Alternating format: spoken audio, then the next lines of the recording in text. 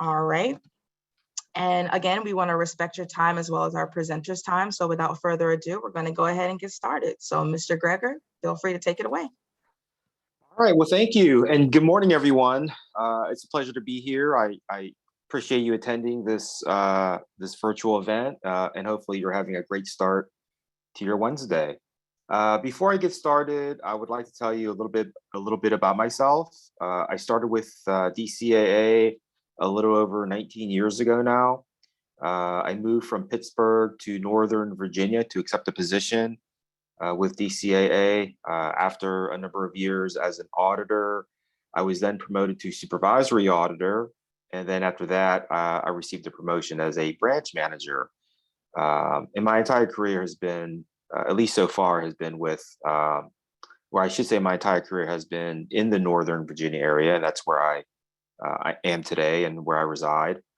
And then, I mentioned I was a branch manager. And then about 4 years ago, I actually rotated into my current role as the small business outreach. So it's been very interesting and it's been a fun ride. Being in this position is very unique and very different from the other positions that I've held.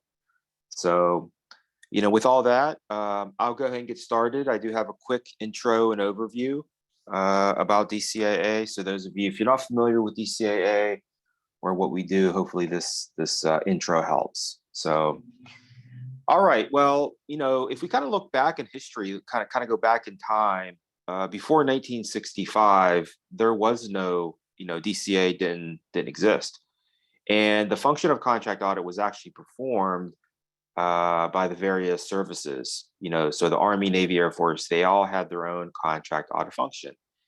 And so, as a contractor, if you were dealing with one or more of the services, you had different, there were different policies and procedures in place.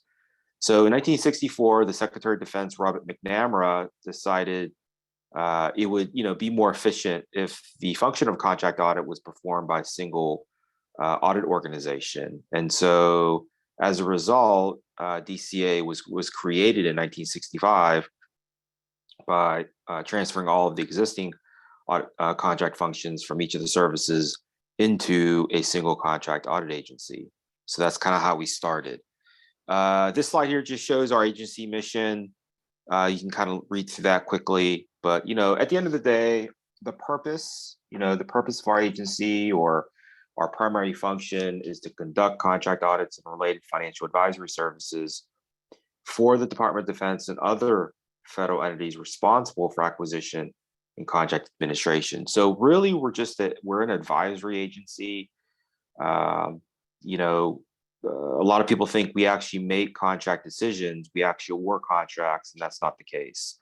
We actually assist those individuals in the procurement community that actually make contract decisions. That's sort of our role.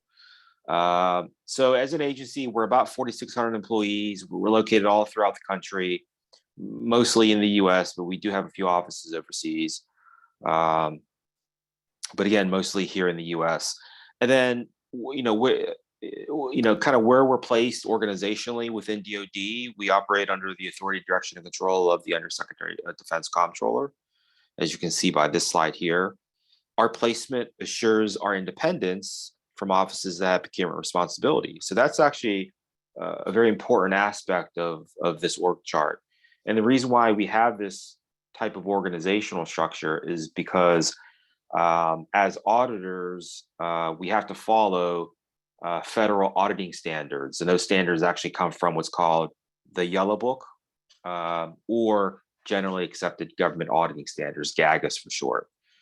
And so one of the standards says is that we have to be independent of the auditee, which is the contractor, but we also have to be independent of the end user of our audit services, which are the procurement, the individuals within the procurement community that use our services to then make, procurement decisions, right? So that's kind of how all this works, okay? And so, that's important because that independence, that provides objectivity and reliability, credibility with our our audit reports. Okay. This slide just shows our organization. It's a little bit outdated. Our director has since retired. It's been several months, and our deputy director, Joe Bentz, is actually our acting director currently. So DCAA is organized. We have the headquarter groups, which is that left column there, the far left column. The middle column represents the various regions that we have. And again, this is all in the US. And then the right column represents DCAA organizing around the really big defense contractors, as you can see, Northrop Grumman, Boeing, GD, Lockheed Martin, and BAE. We call that corporate audit directorates, or CAD for short. But as a small business, you're going to fall under one of the regions. Okay, that's that middle column, like I said. Now here, this slide just shows the various regions that we have. We only have 3 regions, but kind of geographically, where they're located. Okay, so, and I'm sure you can kind of tell the green is the Western region, which is really the bulk of the country. The orange is central, and the smallest region is Eastern. Some people might say, well, that's, why is that the smallest? Well, mainly it's because of the concentration of contractors in certain areas, such as, Northern Virginia, DC, Maryland, the New York area, all along the East Coast. I mean, there's just a lot of highly concentrated, companies within that area. But as opposed to the West Coast, as you can see, it's a very different geographical makeup. But anyway, what does this mean, right? So as a small business, if you want to know your particular region or your particular office, you would need to look at this and then say, hey, depending on where you're located geographically, that is where you would fall in terms of the region. Now, if you're interested in finding your specific office, like I said, there's over 300 offices in the U.S. One way of doing this is going to our public website, and you can click on the locator for U.S. CONUS, and then here you'll be able to find your office based on your zip code or your DUNS or your cage. Okay, so once you type that in, you should get your office. I think currently this function is down right now. It's been down for several weeks now, but I would just recommend, if you can contact me and provide me with your company name, your address, your DUNS and cage, I can look up who your office would be. Okay. And so some of you might be saying, well, why does it matter? Why do I need to know my office? Well, there are, on occasion, if for example, if you're submitting a cost proposal package to the government, a lot of times you'll want to know who your DCA office is. Another example could be if you're submitting invoices through WAF, okay, then you will need to know your specific office. So that particular office would then get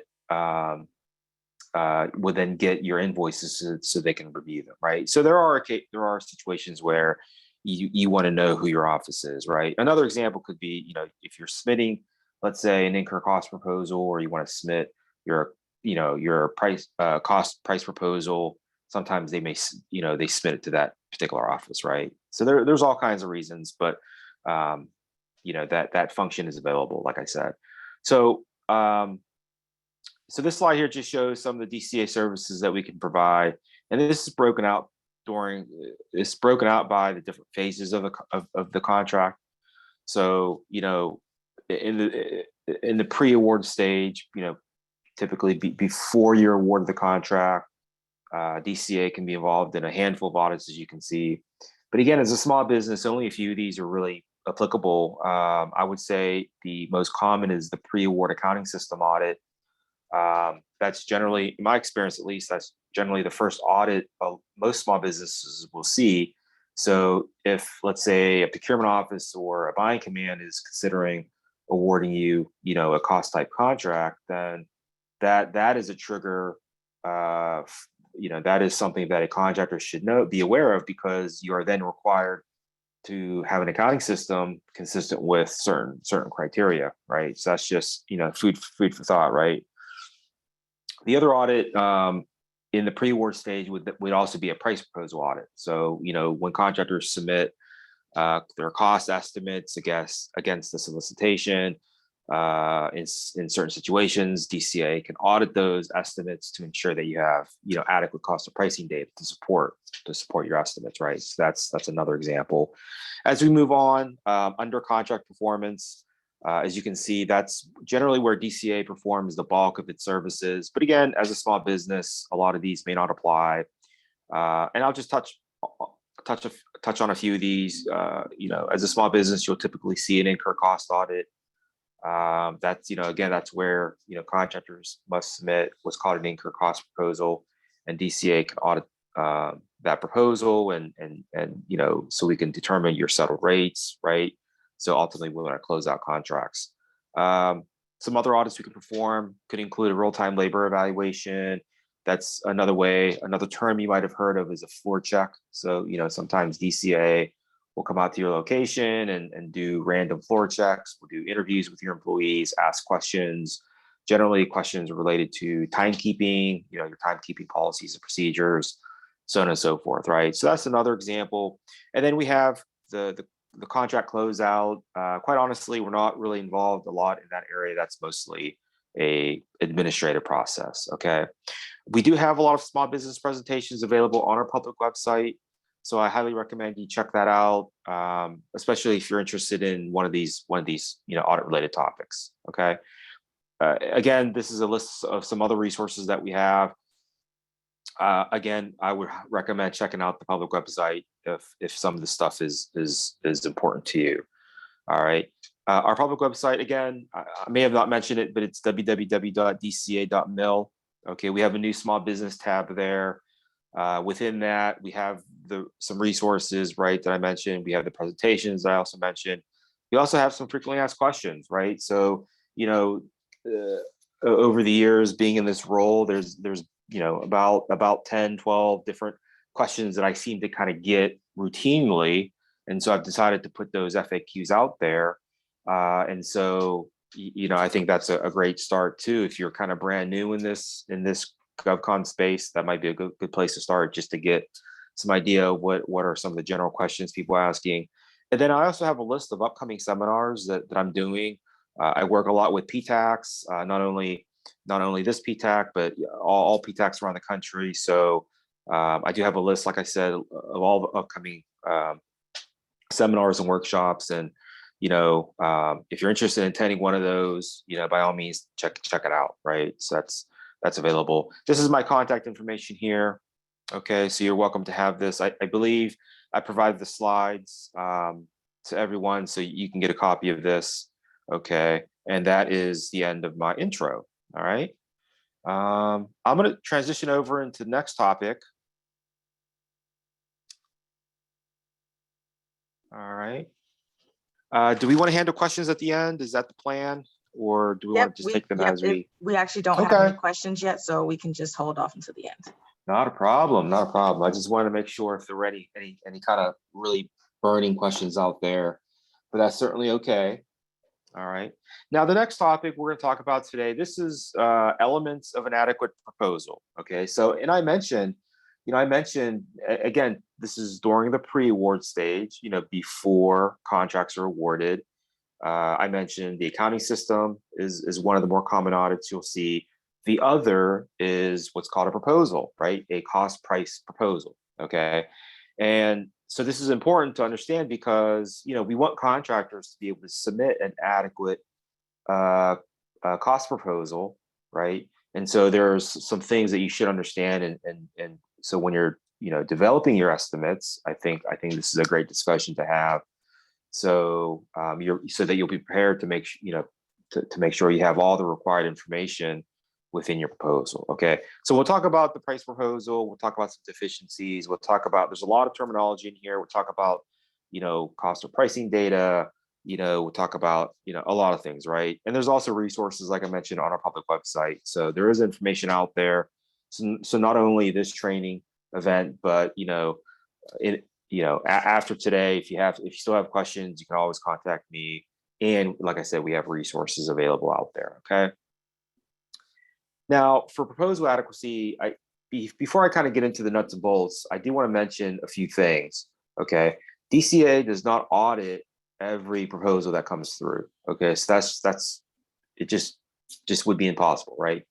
Because there are just way too many small businesses out there, that are submitting proposals, and like I said, DCAA, we're a medium-sized agency, right? We have other work that we have going on, so it's really impossible for us to review every proposal that comes through.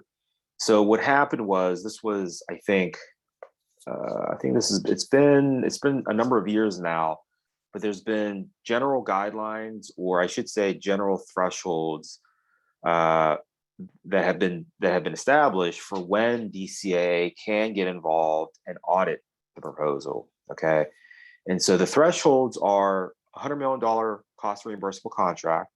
Okay, so if it's a cost reimbursable type contract, okay, that's $100 million or more, then DCAA can be involved, or $10 million fixed price. Okay, so those are the two general thresholds, right? So if you are a small business and if you submit a proposal, and if it's under those thresholds, then there's a high chance, high probability that DCAA would not be involved.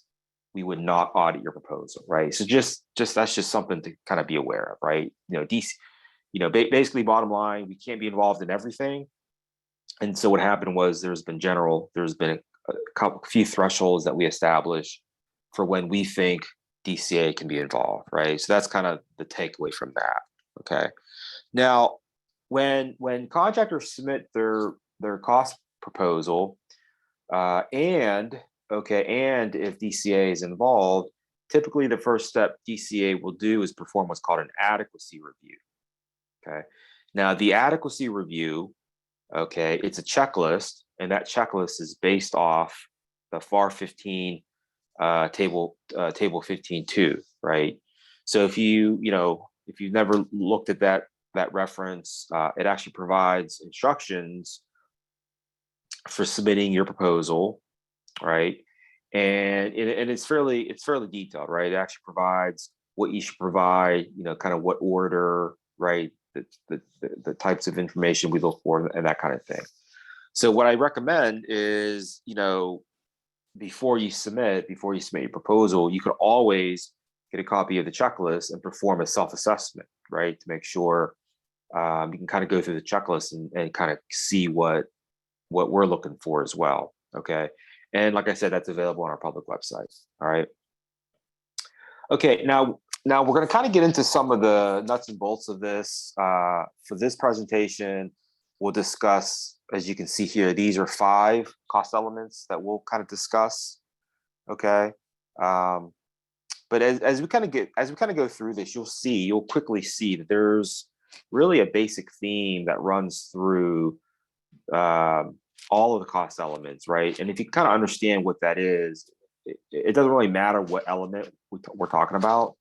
You might have other cost elements within your company, but like I said, once you sort of have that understanding of this basic theme, you can apply that to anything. Okay. Now let's talk about direct labor. Okay, so this is really important, right? Just about every company, every company that I've dealt with at least has significant labor, right? Labor is going to be a large portion of cost for really any company. Okay, and that's especially true if you're a services organization. Okay, so because labor is primarily going to be the cost that you incur, right? And that can be, and that is true for DCAA. We're primarily a services type organization, right? So when we look at direct labor, okay, an adequate proposal should include a time phase breakdown of your labor rates, your labor hours, and if appropriate or if applicable, the labor category. Okay. Now the basic premise behind this, okay, is really going to be, what is the basis, or what is the underlying data that supports your labor estimate? Okay, so that's the common theme, like I said, that's behind a lot of this, is what is the underlying data that supports your cost estimate, right? And so that's really what DCAA will focus on. If we audit your submission, if we audit your proposal, we're going to ask you for we're going to ask you for the basis of estimate. Okay, what underlying data do you have that supports your labor, your direct labor rate, okay, or your labor hours? Okay, so those are the two things that we'll look for, right? And so what does that mean? What basis of estimate, right? What is that underlying data? What does that really mean, right? Well, I mean, I can give you some examples. Okay, so some examples of that could include, let's say you have actuals. Okay, let's say you're actually paying your employees, let's say for engineer one, all right, you're paying your employees $50 an hour, right? That's your actual labor rate. And so perhaps when you're, let's say you're estimating on a contract, your cost estimates, you might use your actual labor rate as a basis for your cost estimate, right? So that could be one example. Okay, another example could be, let's say you took an average. Okay, so let's say you have 20 employees, they're all in the same labor category, but they might make slightly different amounts. Okay, some employees might have more experience than others, right? So on and so forth. Well, maybe you just took an average, right? An average of all those engineering folks, and then that was the basis of your labor rate. Okay, so that's another example. So there could be any number of examples, but that is kind of what we're talking about when we say that contractors need to have adequate supporting data that supports or that justifies your labor estimates. Okay, and that goes for your rate and also the hours. Hopefully that made sense. Okay, now kind of going on with that theme, if we talk about materials, right, it's very similar. Okay, so an adequate proposal should include a consolidated price summary, okay, of all of your material quantities, right, in your task orders, contract line items, et cetera, et cetera, et cetera. Okay, so this is basically your bill of materials, right?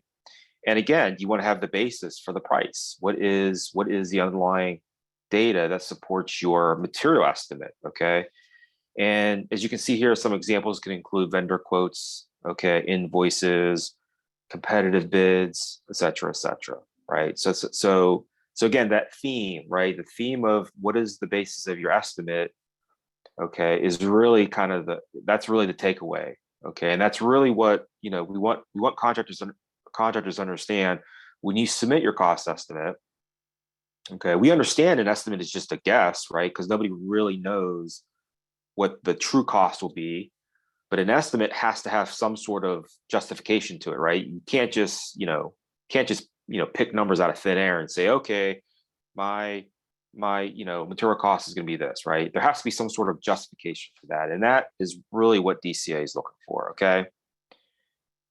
Now I want to talk about price competition really quickly here. Essentially, and some of you may know this, some of you may not, right? FAR actually describes adequate competition. Okay, so let's say there's a part of the contract that you want to subcontract out. Maybe you don't really have the expertise, to address it, and so you plan on subcontracting out some of that work. Okay, if you decide to have adequate competition, right, there's certain criteria you got to go through. And if you actually take a look at FAR, it actually talks about all the different criteria. So the point of this slide, what we're trying to get at here is, if contractors are unable to prove they obtain adequate competition, then the government may still require you to obtain adequate cost of pricing data. Okay, so typically in a sole source environment, when you only have one offerer, that is when we obtain what's called adequate cost of pricing data. So that's something for you guys to sort of be aware of. If you're unable to support that you've had adequate price competition, the government may still come back and say, hey, we still need you to provide to us that you've obtained adequate cost of pricing data for that vendor. Okay, so that's something to be aware of, right? So I know one of the criteria of adequate competition is you have to get 2 or more offers. Okay, so that's just one. I think there's probably a dozen or so of these different criteria. Okay, Subcontract. So this actually, I think, ties in, fairly well from the last slide. So an adequate proposal should include the basis of proposed subcontract costs, including the prime contractor's costs or price analysis of all subcontractor proposals. Okay. So again, the impetus for this really is FAR 42.202. Okay. So that is where FAR discusses prime contractors' responsibilities of managing its subs. Okay, so a prime contractor could be, prime contractors are not just the real big guys. Most people think, oh, like Lockheed and Boeing, oh, they're prime contractors, right? Well, generally speaking, yes, they are, but you can also have small businesses and medium-sized companies being prime contractors as well. Okay, you can also have second tier and third tier subcontractors that are also prime, right? So if let's say you're a second tier or a third tier, if you have subcontracts underneath you, okay, then the FAR 42.202 would still apply, right? Meaning you would still be responsible for managing your subs, okay? And one of the responsibilities would be to perform adequate cost or price analysis of the subcontractor's costs within your proposal, okay? And so that's really important to understand, right? That's one of the responsibilities of a prime. Okay. All right, moving on. So these are some examples of inadequate subcontract analysis. Okay. So if you didn't do anything, or if nothing was documented, then that's certainly inadequate. All right. If you failed to support the degree of competition, there you go. Like two slides ago, I talked about price competition. If you fail to support, or if you can't justify that you had adequate price competition, then more than likely you're going to need to justify that you've obtained adequate cost or price analysis from the sub. Okay, failure to perform commercial item determination, and then I think this last one's interesting because I do see this quite a bit. But if there was no documentation on attempts to perform analysis and seek government assistance when denied access to the subcontractor's records. Okay, so I've seen this many times where, a prime or upper tier contractor tries to request access of the sub, and they're denied access. Okay, well, what we ask is that you document that, but also, go to the government and let them know. Okay. Because in some situations, it may be in the government's interest to audit those subcontract costs, and they may, sometimes they may get DCAA involved to audit the subcontractor records. Okay. Okay, so this slide here just is a little pop quiz, just to kind of get the juices going. But I'm sure, based on our discussion, I don't imagine this being a very difficult quiz. So we have here subcontractors' proposed labor rate. Okay, we're assuming you're the prime, and the subcontractor's proposed labor rate is an average of 100 manufacturing employees. And as the prime, he said, we recalculated the average rate and considered it to be reasonable. Okay, I'm sure you all said this is inadequate. Okay, now why is this inadequate, right? Well, I think a few things you need to think about is, number one, is the average the average rates that they're using, is that representative of the function that they're bidding on? Okay, so that's I think something you got to think about, right? I think some other things you need to consider is also validating the labor rates to the employee records. So, recalculating the average, I think that's a good start. But I think some additional things you need to consider would be, are those the rates that actually come from the subcontractor's accounting system? Okay. You may also want to compare the labor rates to the market, right? So the subcontractor might be paying out those rates, but is that what the market is paying, right? If you look at other similar companies in similar markets and industries, is that what they're paying their employees? Okay.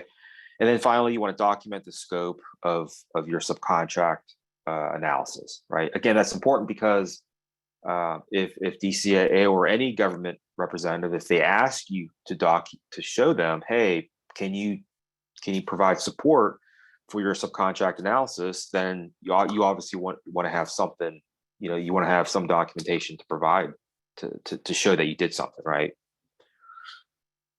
Okay, other direct costs. I'm not going to spend a lot of time on this because, again, this is very similar to material costs. Okay, other direct costs could be any number of things, right? And again, the key takeaway is, what is the basis for the price? Okay, and that's gonna vary depending on what the element is. Okay, so the basis for the price for travel is gonna be very different than special tooling, right?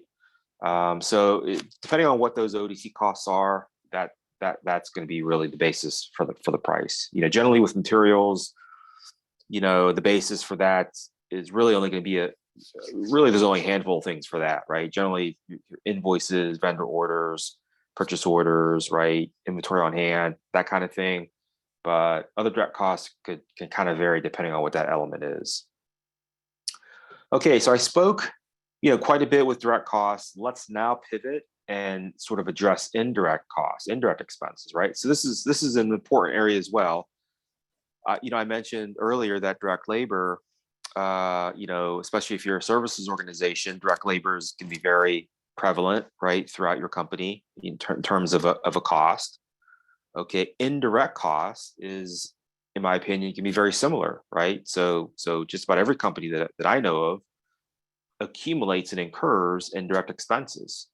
Okay, so it's important to understand that when you estimate direct cost, right, you also want to make sure you have adequate support and underlying data for your indirect expenses. Okay, now with your indirect cost, okay, a couple things, right? You want to make sure you have, for the current year, a detailed operating budget, okay, for that current year. And that current year, the detailed operating budget should also include the pool, the base, okay, for all of your rates. And then within each pool and base, you want to make sure you identify the accounts and the elements, right? So in your pool, what are the accounts, right? In your base, what are the components or the elements that consist of that base, right? That's the level of detail that we need to see for that first year. Now, for years 2, 3, 4, 5, and beyond, okay, we understand it's much more difficult to project at that level of detail the further you go out. So, just having a high level, your pool, your base, and your rate, okay, for those out years is sufficient. Okay. Now, this is the FAR criteria that requires you to provide budgetary data, right, as a basis for your proposed rate. It's FAR 15408. Okay, that's just wanted wanted you to be a bit aware of that. Now, for budgetary data, a couple things to remember about that is, if you straight line out your rates with no explanation, that is generally considered inadequate. Okay. Support for out-year pools and bases should be made based on reasonable sales forecasts and contractors' assumptions for changes, right? That's really important, okay? I know, like, a lot of businesses struggle with determining, what their out-year rates are going to be, right? Because, like I said, it is much more challenging to estimate, the further you go out, right? Most companies, kind of know what their expenses are for, kind of that first year, right? But the further you go out, it's much more difficult. So one way of looking at this could be, based on your sales forecast and also contractors' assumptions, right? Contractors' assumptions could be anything. That's kind of a wide bucket, right? Some of the examples I like to use for that would be those things that only the small business would know. Okay, so only small businesses kind of know what their turnover rate is, right? Or if you know that a certain key employee might retire in 3 to 5 years, right? So those kinds of things only you would know. And so as a result, you want to make sure you include those assumptions, those things, right, into your projected rates. Okay, that's very important. Now, some examples of inadequate budgetary data. I kind of mentioned this. If you flatline your rates with no explanation, that's generally inadequate. Okay, if you didn't have any detailed budgetary data for that first year, right, that's automatically inadequate, right? For that first year, you didn't have any detailed information for your pools and bases, right? And then if you only provide estimated rates for the first year, okay, or only for the partial period of performance, that would be inadequate. Okay, so meaning if it's a 5-year contract and you only provided rates for, let's say, 3 out of 5 years, well, obviously we need information for the other 2 years, right? So that would be considered inadequate. Okay. Now, again, here's a little quiz. Okay, just to sort of maybe drive the point that we've been talking about here. Let's assume this is your G&A. Okay, in 2019, it's 20%. In 2020, it's 5%. Okay, which is a pretty big dip. In 2021, it comes back up to 10%. And then in 2022 and beyond, it looks like it's flatlined. Okay. Now, I'm sure you said to yourself, this is inadequate because, there was no explanation for why that G&A rate was flatlined at 10%. Okay. But some other things you may want to consider, things like, what's the trend on the rate? Okay. That rate went down fairly significantly, fairly sharply in 20, I think it was 2020, about to 5%, right? Then it came back up. So you may want to provide an explanation for the difference in that rate. Okay. And I also mentioned too, there are, you might want to consider, those fixed variable and some variable costs, right? You also want to consider the assumptions that you may have for your company, right? Your sales forecast, right? Et cetera, et cetera. Okay. Okay, adequate cost of pricing data. So I mentioned this term several times at least, and so I think it might be a good idea to sort of define this because this is important. Okay, so I know, the government is very interested in obtaining adequate cost of pricing data, and so if you understand why that's the case, then it may be helpful for you in terms of submitting an adequate cost proposal. Okay, so adequate cost of pricing data. So essentially, this is broken out into two different. There could be two definitions for this, right? The first is anything that is factual and verifiable, right? So that would be considered adequate cost of pricing data if it's factual or verifiable. So that's pretty straightforward, right? Okay, the second part to this could also include any data that a contractor uses in forming a basis for judgment. Okay, so that's a little bit more in the gray. Okay, so what does that mean? Let me move to this slide. These are some examples. Okay, now when we say factual or verifiable, okay, vendor quotes, purchase orders, right, accounting records. I mean, those are all factual and verifiable, right? It's kind of hard to dispute, a payroll ledger, right? Especially if DCAA is there, while you print out or email. I don't know if anybody prints stuff out anymore, but let's say we're there with you. We visually inspect that that you access your payroll, right? And you could show us, hey, here's my payroll data, and this supports my cost estimate, right? Well, that would be an example of factual or verifiable, right? And so in that case, we would consider that to be adequate cost or pricing data. Okay. The second part to that is any data used in forming a basis for judgment. That's a little bit more gray. Okay. Some examples of that could be make or buy decision. Okay. So, maybe some contractors out there, some companies out there, have, performed some analysis, internal analysis, and determined that it could be more economical to them if they made this widget, right, versus buying this widget. Okay. So maybe that widget that you make or buy ultimately goes into that final product that you're making, right? I don't know, I'm just throwing it out there. But the point is, right, if you have information, some analysis, some data that may suggest making it is better than buying it, right? Well, ultimately, a contractor doesn't really know if it's going to be better for them if they make it or buy it. So that's more of a judgment call. But if you have information, if you have data that might suggest one way or another, right, that would also be included. We would also consider that to be adequate cost of pricing data. Okay, so that's another example. Again, that is a little bit more gray. It's a little bit more, it's a little bit harder to define. Okay, but certainly factual and verifiable data is pretty concrete. That is certainly, if you can definitely support an estimate with factual and verifiable data, then we would more than likely consider that to be adequate cost of pricing data. So hopefully that helps, and hopefully that clarifies some of these things. Okay, so here's another quiz. Okay, so this is price proposal dated 2021. Unit 1x52 is estimated at $2,000 per unit. Okay, and the contractor said, the basis of that estimate is purchase order 124 dated July 6, 2015, right? So purchase orders, like I said, that's generally considered, that's factual, that's verifiable, that's generally considered adequate cost of pricing data. Okay, now is this adequate or inadequate? And it's actually inadequate, right? And so some of you might be saying, well, Joe, that kind of goes against what you just said.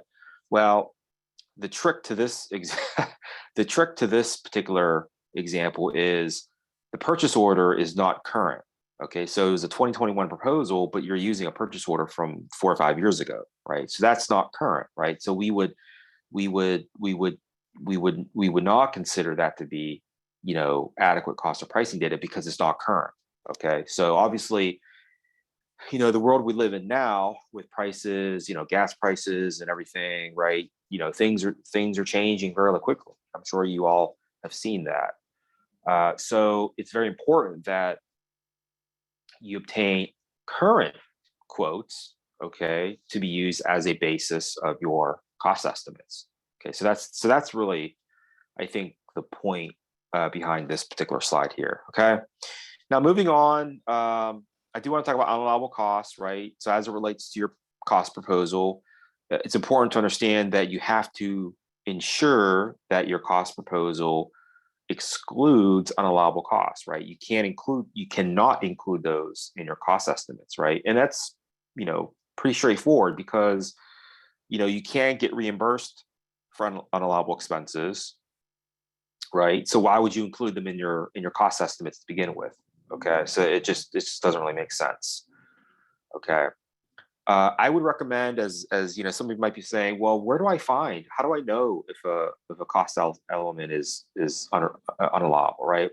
Well, you could number one, I would say look at FAR 31205. That's the selected areas of costs. So if you go there, you can kind of take a look at what FAR says is allowable versus unallowable. I would also recommend reviewing the terms and conditions of the solicitation. Okay, so when the government submits or releases a solicitation, it should include in there certain things that they deem unallowable. I'm not going to say that's always going to be the case. Sometimes it may not say anything, right? But sometimes it might, So if you read that and if you see certain things that are unallowable, okay, you got to make sure you exclude those from your cost estimates. All right, common deficiencies. You can take a look at that for yourself. But as a wrap up, we're kind of getting near the end here. I think, like I said before, really the big takeaway with this is you want to make sure you have adequate cost of pricing data that supports all of your proposed costs, right? All of your direct and indirect costs. For your indirect costs, you want to make sure you have adequate budgetary data, right? Which for that first year, okay, you want to have information for each of the rates for your pools, your base, right? You want to also make sure you have rates for the entire period of performance. And then if applicable, you want to have adequate subcontract analysis. Okay, so,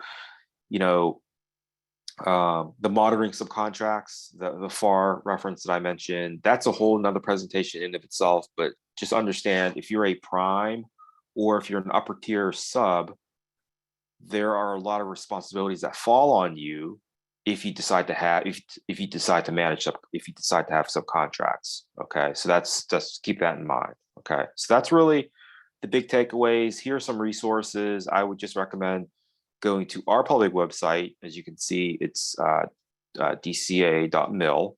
Okay. And that's a wrap for me. That's the end of my presentation. So hopefully this was informational and informative. And if you have any questions, I would love to address those at this time. Awesome, awesome. Thank you so much, Joe. We actually do have some questions in the chat, so I'll go ahead and ask those. Carolyn actually just asked if we could show the last slide again. The resources slide? Yeah, I think that's the one. Okay. Okay, so I will ask the first question. So we have, is adequate price competition typically determined by enough contractors submitting bids for a proposal? If this is the case, how would a contractor prove adequate price competition? Or is it that in a case like sole source, the burden shifts to justifying the price proposal and the basis for the pricing with supporting evidence? I know that was a mouthful.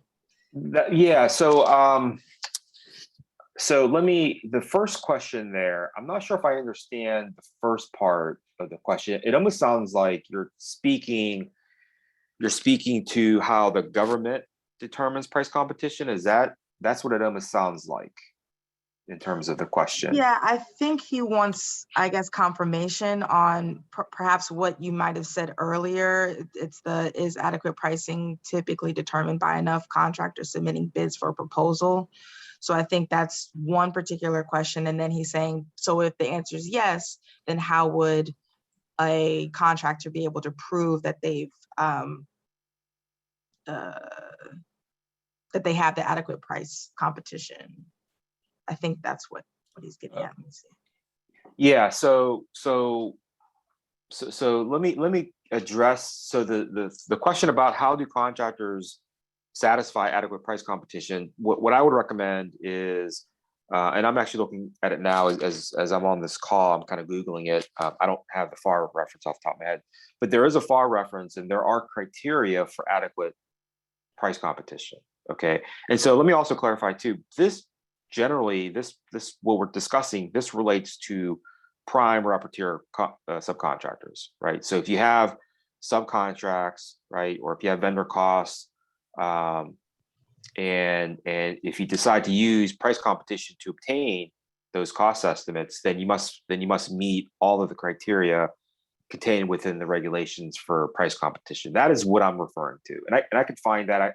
I'm not locating it as I'm talking here, but that's what I'm referring to, right? Is there's certain criteria out there that you must follow, and that if you do that, by doing that, right, then you can satisfy to the government that you've obtained adequate price competition. That's kind of what I was referring to. And like I said, I don't know them all off the top of my head. I know one of them is, for like, you have to get at least 2 or more offers. I know that's one of them, and there's several others that, like I said, I don't know off the top of my head, but that's something that contractors must comply with, right, to show that you've met the criteria for adequate price competition, right? If contractors cannot show that, then that's when you may be subject to obtaining adequate cost of pricing data from that subcontractor or vendor.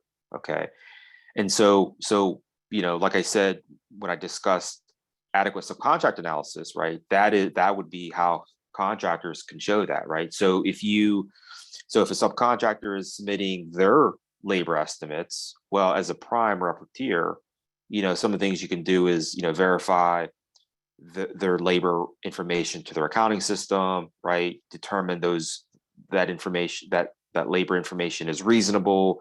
You can maybe compare it to market rates or market surveys, right? Or other indices, right? So those are some examples of determining, does the sub have adequate cost of pricing data? Hopefully that makes sense. Yeah.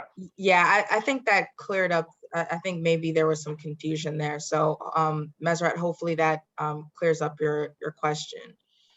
So Carolyn, I read your question. I'm not sure I understand it, but I'll ask it. With indirect costs, are they factoring, I guess, what indirect costs are they factoring? And then in parentheses, it says current status of the economy, like recession, et cetera. Well, I mean, so what I'm talking about is your indirect expenses, right? So all those, so I mean, if the definition of indirect expense is costs incurred that is not identified with a particular, project. Okay, so generally speaking, those expenses that you incur for the general management and of the business as a whole, right? So those kinds of costs, right? Like general training that you take, maybe your company requires you to take, I can't think of anything. Let's say,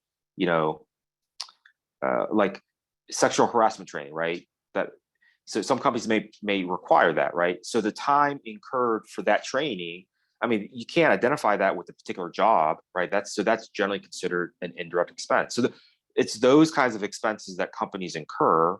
And so what I was referring to is that contractors should, when you provide your indirect estimates, right, you want to make sure you provide the rate, the pool, the base, and the rate, right? Within the pool, okay, you want to make sure you include the accounts, right, that make up the pool. So that's kind of what I'm referring to.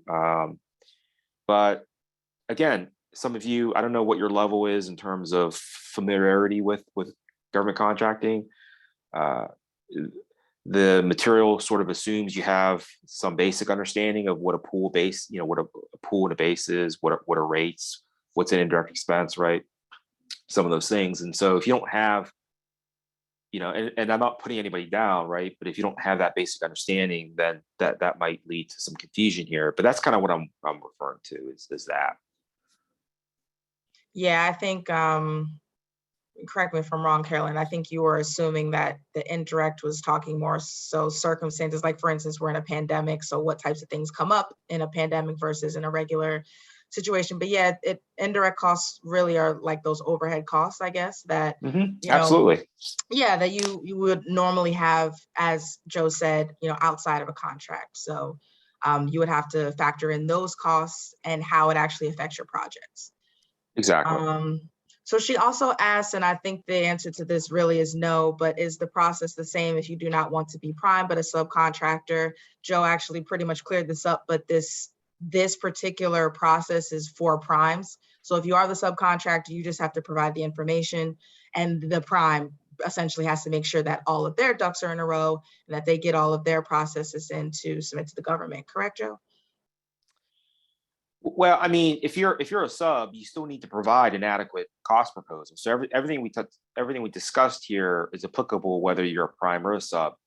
The only difference is, generally speaking, DCAA audits prime contractors, and so some of the things that we had talked about, like adequate subcontract analysis, right? That DCA would perform those things on a prime. But if you have subcontracts, if you're a prime and you have subcontracts, then one of your duties as a prime would be to then perform that same analysis on your subs, right? But the information itself, the estimates, the underlying data, right? That should be the same whether you're a prime or a sub. I mean, if you're a prime and if you have labor, I mean, there's really only so many things you can use there's only so much data you could use to support labor, whether you're a prime or a sub. So it really should be the same. So I don't know if that answered the question, but the information that I'm going over here really is the same for a prime or a sub. The only difference would be is who, essentially who audits who, right? Like I said, DCA audits prime contractors. And then if you're a prime and if you have subs, some of that analysis that I discussed falls on the prime, right? For reviewing the subcontract cost estimates. So if you're a subcontractor, then you still want to provide that same data to the prime because it's their responsibility to review it. Right. So hopefully that made sense. Right. Yeah, we're on the same page. Maybe I didn't word that well, but I meant like, yes, the subcontractor has to supply that stuff to the prime, but the prime is the one who has to deal with all the drama with DCAA, basically. Yes. Okay, so we do have another question. Is comparing bls.gov, salary.com, and calc.gsa.gov adequate to derive an effective direct employee rate? Yeah, I mean, all those things you mentioned, I think would be fine. What I would caution is, don't I wouldn't use any, I wouldn't rely on any one, right? I would maybe look at several. So if you want to use the Bureau of Labor Statistics, that's fine. I know GSA, I think on their website they may have information on labor rates that they provide. So I guess the point is, I think an analysis should include reviewing, several different types of of of data points, right? So maybe BLS, maybe GSA, maybe salary.com, maybe history, if you have actual history, right? Maybe if you have access to certain salary data, right? I know some small, a lot of small businesses may not have the resources to access salary survey data, because that's usually a subscription you got to pay for and that kind of stuff. But if you're able to, right, I think that's a great source. So I think it's looking at everything in the totality, not just any one thing. Mhm. Yeah. So hopefully that made sense. Yeah, definitely. Carolyn, for your last question, it looks like it got cleared up, but you can email me because I think you're kind of actually asking something different. So just email me. Does anyone else have any questions for Joe? Okay. We have a question. Any idea how the PPL loan are going to be handled in regards to the upcoming incurred cost submissions? Yeah. So we actually have on our public website, we actually have some frequently asked questions on the, I'm assuming you're referring to the Paycheck Protection Program, right? The PPP. Yeah, I think they meant Okay. PPP. Yeah. Okay. No problem. Just want to make sure. So in a nutshell, the way PPP costs should be handled is, those costs should be included in your incur cost submission, and it should be provided as a credit back to the government in the same manner that it was incurred. So that's the general guidance. So what does that mean? So let's say you receive $10,000, for the program, and you use, let's say you use 5,000 of it, you use direct on these contracts, and the other 5,000 you use as indirect, right, to pay indirect expenses, right? So the way you would handle that is, for your incur cost proposal, you would then show that as a credit back to the government, 5,000 as a direct cost on whatever contracts you used them for, right? And then the other 5,000 you would show as a credit in your indirect expense pool, right? Because in my example, you use those as an indirect expense. So that would, kind of high level, that's sort of how you would address it. Does that make sense? Absolutely. Okay. Okay, so we have another question. Good question, actually. Does DCAA frown on high G&A rates? As a small business, we're heavy in that area. No, I mean, DCA doesn't care what your rate is, right? We have absolutely no issues on the actual rate itself, right? The actual, whether it's, a high rate, low rate, I mean, first, I guess you got to even define what is a high G&A. I mean, I don't even know what a high G&A rate is, right? Mhm. Some people might say, 7% is high. Other people might say 20% is high, right? Regardless of that, DCA does not care what the actual rate is. What we care about, okay, is how did you establish that rate? How did you arrive at that rate? Okay. And if you look at the rate itself, the rate consists of your pool and your base. So what DCAA would look at is the pool itself. How did you determine your cost pool? What methodology did you use? What costs are included in the cost pool, right? We'd also look at your base. What allocation base did you choose, right? Total cost input, single cost element, et cetera, et cetera. What allocation base you have, and FAR actually talks about, you want to make sure you have an appropriate base it's proportional to the benefits received within the cost pool, right? All these things, right? And I'm not going to get into all that, but those are the things we actually look at, and not the rate itself, because the rate itself is just a mathematical calculation of the pool for the base. So if we focus in on your pool and your base, if the pool and base look good, then the rate should be fine, right? Because that's just the residual effect of your pool and your base. So that is how DCAA approaches it. Makes a lot of sense. There is one other question. I'm going to see if I can find that FAQ for you, Rob. But yeah, it would most likely be on that DCAA.mil website. I was literally just on it like a couple hours ago. And actually, I can put that in the follow-up to you guys as well. So you guys can take a look at that and their website and everything like that. Any other questions before we hop off here?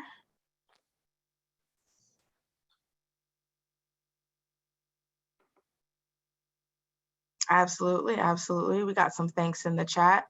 If you do have any other questions, of course, you can feel free to reach out to me. And if they are DCAA related questions, you can definitely email Joe.